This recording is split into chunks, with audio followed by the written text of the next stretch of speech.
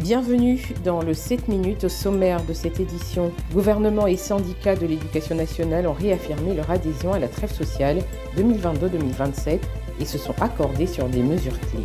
Alors que la Côte d'Ivoire se prépare pour l'élection présidentielle d'octobre 2025, l'organisation panafricaine Paradigme Initiative appelle à une vigilance accrue face à la désinformation, un phénomène susceptible d'attiser les tensions en période électorale. Et Baté Arnaud a été investi président des jeunes de Begré-Oa par la ministre Miss Dogo-Belmonde.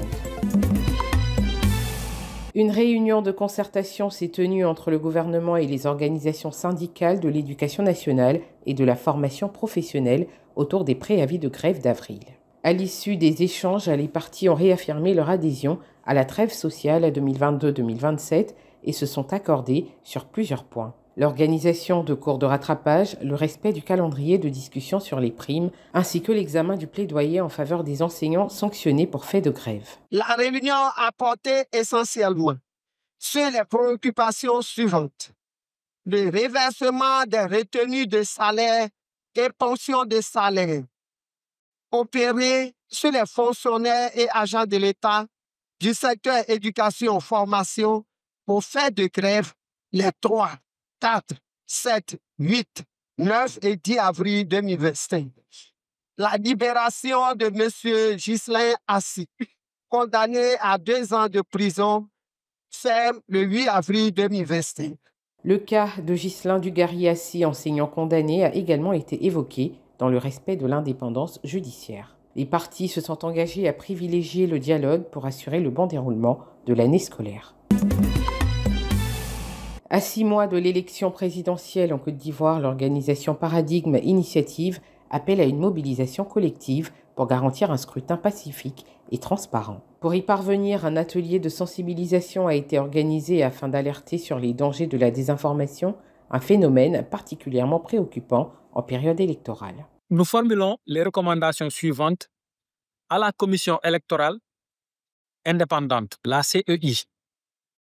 Fournir un accès rapide et sans restriction à la liste électorale définitive pour toutes les parties prenantes, y compris les partis politiques et les organisations de la société civile.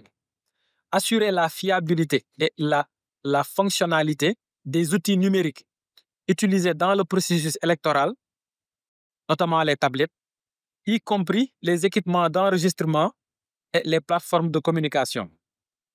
Mettre en œuvre des programmes de formation solides pour les agents électoraux sur les outils et les plateformes numériques afin d'améliorer l'efficacité et la transparence. Créée au Nigeria en 2017, Paradigme Initiative est une organisation à but non lucratif qui œuvre pour la promotion des droits numériques à travers le continent africain.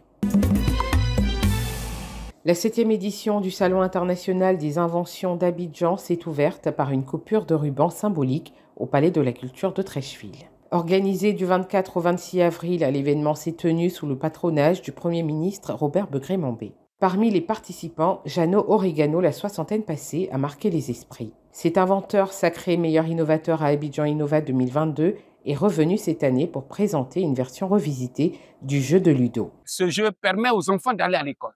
Aujourd'hui, depuis 25 ans, je suis enseignant et que j'ai inculqué ces jeux à l'école ivoirienne. Je remercie nos autorités du ministère. Aucun élève ne time les cours. Le salon, placé sous le thème « Inventeur contre vents et marées », a rassemblé de nombreux talents. Chaque année, il faut que nous sachions qu'il y a 3 jours consacrés aux inventions et aux innovations pour que tous ceux qui pensent et qui ont une activité relative au développement du génie, nous avons ce rendez-vous annuel qui fait son bonhomme de chemin et qui se passe bien chaque année. Pendant 3 jours, expositions, panels, découvertes et remises de prix ont rythmé ce rendez-vous de l'innovation. Les inventeurs ont ainsi pu présenter leurs projets, nouer des partenariats et valoriser leur création auprès du grand public et des investisseurs. Et pour finir, la jeunesse de Begré-Oa, dont la sous-préfecture de Dignago, a un nouveau président, Baté Arnaud. Il a été officiellement investi par la ministre de la Cohésion nationale, de la solidarité et de la lutte contre la pauvreté, Miss Dogo Belmonde. Dès l'instant que tu as été choisi président des jeunes, tu n'as plus de parti politique. Attention. Tu te dois de chapeauter cette jeunesse-là. Tu dois montrer l'exemple. Je sais que tu es monteur. Nous allons t'accompagner parce qu'un président des jeunes qui n'a pas d'activité, qui n'a pas les ressources, est à la sorte des hommes politiques.